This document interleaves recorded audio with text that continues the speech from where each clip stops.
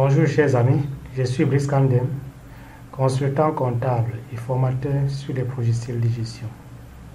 Aujourd'hui, je vais vous parler de la cohérence de vos états financiers.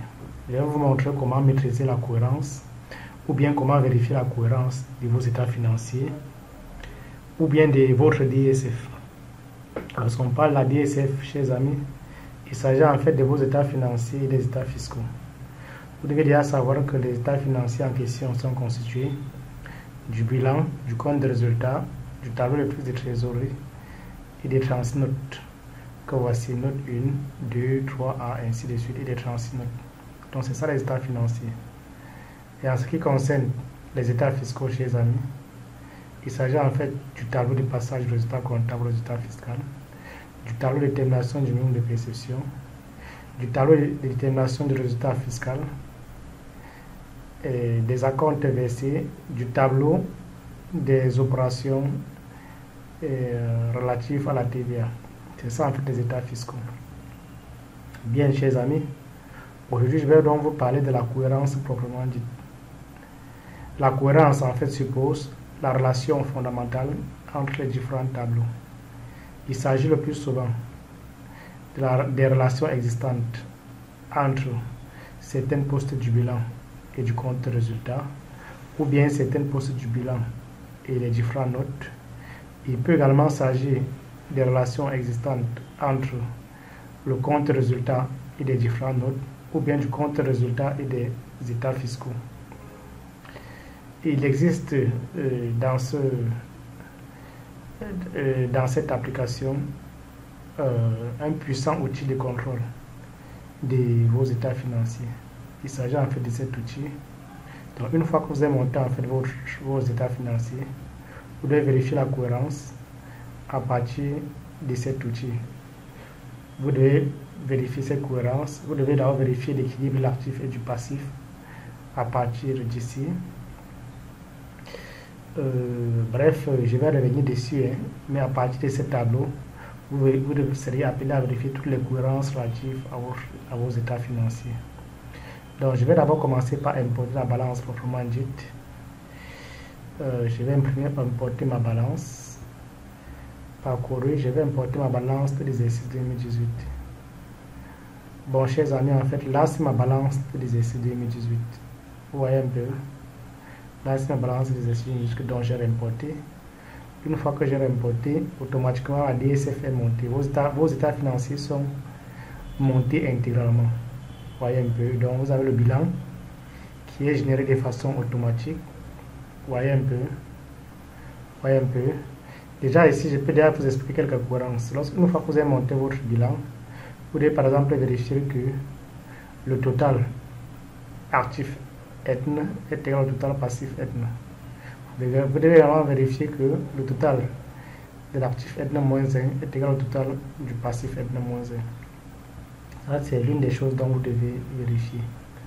Vous devez également vérifier au niveau des capitaux propres que le résultat de l'exercice Etna que voici, 60 millions par exemple, vous devez vérifier que c'est égal au résultat de l'exercice que voici, 60 millions. Vous voyez un peu, vous devez vérifier cette cohérence, que le résultat provenant du compte d'exploitation que voici, le résultat net est égal au résultat. Ce résultat net doit figurer au passif du bilan avec un montant identique. Il faudrait cette cohérence, par exemple, chez amis. Vous voyez un peu. Bon, en ce qui concerne, par exemple, le tableau de flux de trésorerie, vous devez également vérifier que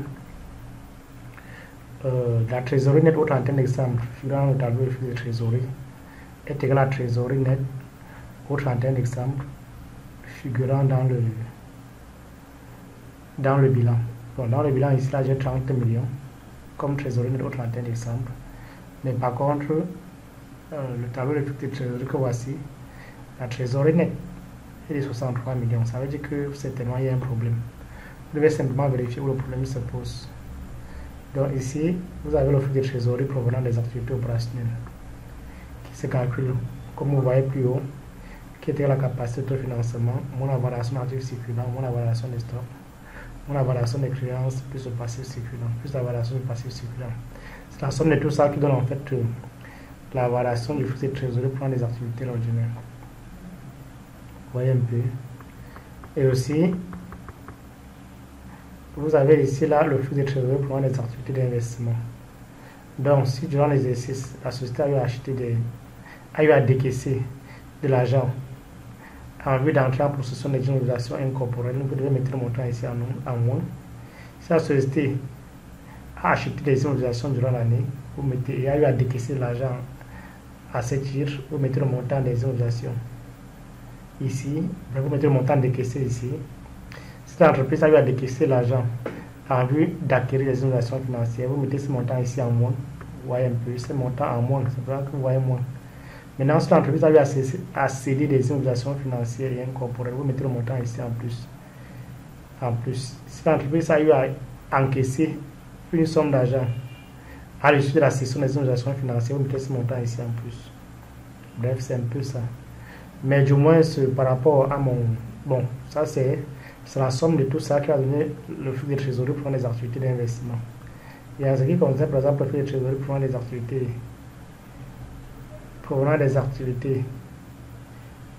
provenant des capitaux propres, c'est égal à l'augmentation des capital en plus les subventions d'investissement, moins les prélèvements sur le capital, moins les dividendes versés. Bon, bref, ce qui crée le déséquilibre entre mon tableau de flux de trésorerie et mon bilan, en fait, il s'agit en fait des dividendes qui ont été versés durant l'exercice, dont je n'ai pas pris en compte, donc qui n'avaient pas été pris en compte à ce niveau.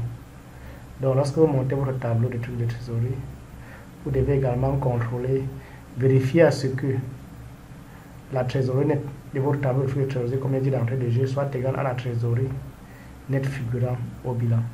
Bien. Le problème, en fait, ce qui crée un peu le décalage chez moi, c'est ce résultat de l'exercice N-1. Vous voyez, le résultat de l'exercice N-1, c'est 61 097 632. Mais vous constatez que au courant de l'exercice N, on a juste 30 millions qui se retrouvent dans les réserves. Vous voyez, forcément, ça veut dire que 31 097 632 a été distribué en tant que dividende. Forcément, tout à fait. Puisqu'on a 61 millions ici, 097 632. Et là, maintenant, au courant de l'exercice N, on ne voit plus rien. Ça veut dire effectivement qu'on a eu à distribuer des dividendes. 31 097 632. Donc, je viens donc ici au niveau du tableau de flux de trésorerie. Je mets le montant des dividendes distribués 31 097 632. Vous voyez. Lorsque je mets ça, ce sont des dividendes. Donc ces dividendes viendront en moins. Je vais mettre ça en moins, bien évidemment. Vous voyez un peu. Vous voyez un peu, non? Donc, une fois que vous mettez en moins, 31 097 000, attends, je vois. Ça donne 31 097 632. 31 097 632. Bien. Maintenant, il y a également un certain nombre de choses. Les décaissements provenant des acquisitions d'immobilisation incorporelle. Je vais mettre donc égal, moins, des décaissements provenant des activités.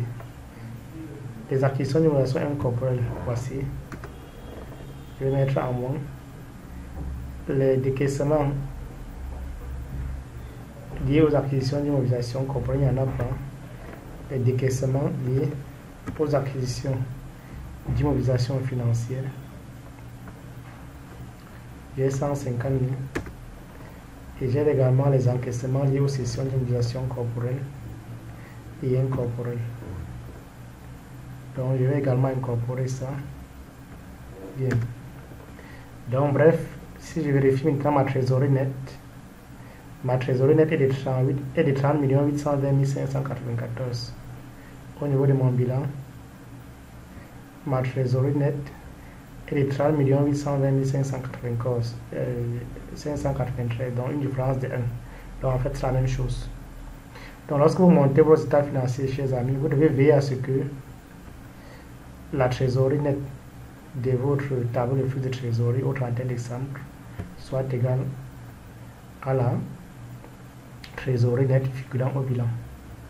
Et si on revient donc au niveau du tableau de flux de trésorerie, cette trésorerie nette est égale en fait à la variation de la trésorerie nette de la période plus la trésorerie initiale au 1er janvier. Et cette trésorerie initiale au 1er janvier, c'est égal à la trésorerie finale de l'exercice antérieur. Bien. Et vous devez donc savoir que la variation de la trésorerie que voici, cette variation de la trésorerie est égale au flux de trésorerie provenant des activités de financement plus le flux de trésorerie provenant des activités d'investissement plus le flux de trésorerie provenant des activités opérationnelles. Voyez un peu. Et le flux de trésorerie provenant des activités d'investissement, il s'agit des décaissements et encaissements liés aux immobilisations. Maintenant, les flux de trésorerie provenant des activités de financement, il s'agit en fait de la somme des flux de trésorerie provenant des capitaux propres et plus des flux de trésorerie provenant des capitaux étrangers. Et lorsqu'on parle des capitaux propres, il s'agit de l'augmentation du capital, des subventions d'investissement, moins les prélèvements sur capital, moins les dividendes. Et lorsqu'on parle des capitaux étrangers, il s'agit des emprunts plus des dettes financières, moins le remboursement des emprunts ou des dettes financières. Donc voilà grosso modo un aperçu sur le tableau de flux de trésorerie. Donc ce que je voudrais vous faire savoir, c'est quoi? Il faudrait savoir qu'après avoir traité tout ça, il faudrait absolument que cette trésorerie nette au 31 décembre provenant du tableau de flux de trésorerie doit bel et bien égal à la trésorerie nette au 31 décembre N figurant dans le bilan. Donc voilà les petites cohérences. Voilà en fait une petite cohérence existante et entre le bilan, le compte de résultat et le tableau de flux de trésorerie. Vous devez maîtriser d'avance cette cohérence. Maintenant, vous devez également maîtriser la cohérence entre le bilan et certaines notes. Vous devez également maîtriser le bilan, la relation existante entre le compte de résultat et les différentes notes annexes. Bien plus, chers amis, vous devez maîtriser la cohérence entre le compte de résultat et les états fiscaux. Donc, et les états fiscaux. En fait, lorsque vous avez monté au DSF, lorsqu'on parle des états fiscaux, je vais par exemple vous montrer, il s'agit en fait du tableau de passage du résultat comptable, résultat fiscal que voici. Vous voyez un peu. Il s'agit en fait du tableau de détermination du résultat de l'impôt sur le résultat. Il s'agit également du tableau de détermination de l'impôt sur le résultat. Il s'agit également du tableau de détermination de l'impôt sur le résultat, du tableau du minimum de perception. Il s'agit également des acomptes versés en cours d'exercice. Il s'agit également du tableau de la TVA collectée et déductible. Il s'agit également du tableau de la TVA versée en cours d'exercice, ainsi que du solde de la TVA payée. Bref, chers amis, vous devez maîtriser la cohérence entre les états fiscaux et le compte de résultat. Vous devez également maîtriser la cohérence entre les états fiscaux et le bilan. Bref, pour monter une DSF, vous devez maîtriser les différentes relations existantes entre les différents tableaux. Mais en fait, cette DSF que vous voyez, cette application, en fait, une fois que vous avez monté de façon automatique votre DSF, vous serez appelé à vérifier la cohérence de votre tableau à partir d'ici. Vous voyez un peu. On dit qu'en rouge, ça veut dire qu'il y a une erreur. Il y a une erreur ici, c'est en rouge. Ça veut dire qu'il y a une erreur. Si c'est vert, c'est que c'est OK. Si c'est jaune, c'est que c'est vide. C'est ce que ça veut dire. Vous voyez un peu là, j'ai les crédits partout. Total débit égale total crédit. Edna moins 1. Edna total débit égale total crédit. Donc tout est correct. Bon. À ce niveau, on a matérialisé VV. Donc la relation entre l'actif et le passif, on matérialise en VV, ça veut dire que tout est correct. La relation chez moi entre le compte de bilan et les soldes initiaux d'immobilisation brute, on dit que tout est correct. VV, vous voyez un peu. Vous voyez un peu. On dit par exemple que le compte du bilan, soldes finaux, compte du bilan et les soldes finaux d'immobilisation, VV. Jaune, ça veut dire que c'est vide. Vous voyez un peu. Tout est correct en fait. Tout est correct en fait. J'évolue. Là où il y a le rouge, ça veut dire qu'il y a un problème. On dit ici là, bilan G47 doit être égal à bilan E47 moins F47. Bref, vous devez essayer de voir où la provenance du déséquilibre. Je ne vais pas m'appesantir là-dessus, mais de façon générale, chers amis, je viendrai dans une vidéo plus détaillée pour vous parler de la cohérence existante entre le bilan, le compte de résultat et les différentes notes. Je vais également faire une vidéo pour vous montrer les cohérences proprement dites entre les états fiscaux et les états financiers. Mais l'essentiel a été dit, chers amis, vous devez maîtriser au préalable, ne serait-ce que la cohérence entre le bilan, le compte de résultat et le tableau de flux de trésorerie. Donc je vous remercie, chers amis, partagez la vidéo afin d'édifier vos proches et surtout n'oubliez pas de vous abonner.